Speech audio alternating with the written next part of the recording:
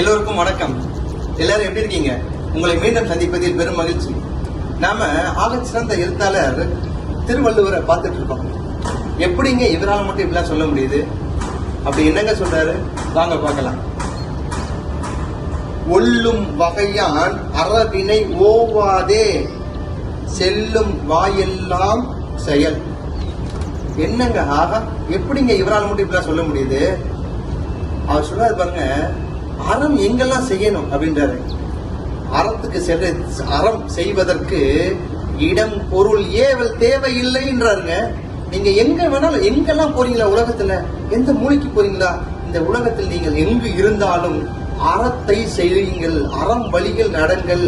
அறம் வழிதான் நம்மளை வாழ்க்கையில் மேன்மைப்படுத்தும், உங்களை உயர்த்தும் சொல்றாருங்க.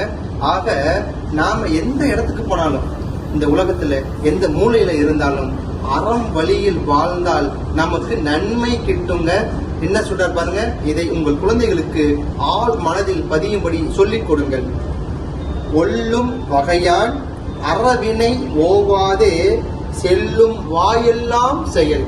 எங்கெல்லாம் நீங்க போறீங்களோ அங்கெல்லாம் அறத்தை மட்டுமே எடுத்து உங்களுடைய வாழ்க்கையில் நடைமுறைப்படுத்துங்கள். உங்களுடைய வாழ்க்கை மேன்மைப்படும் என்று சொல்கிறாங்க.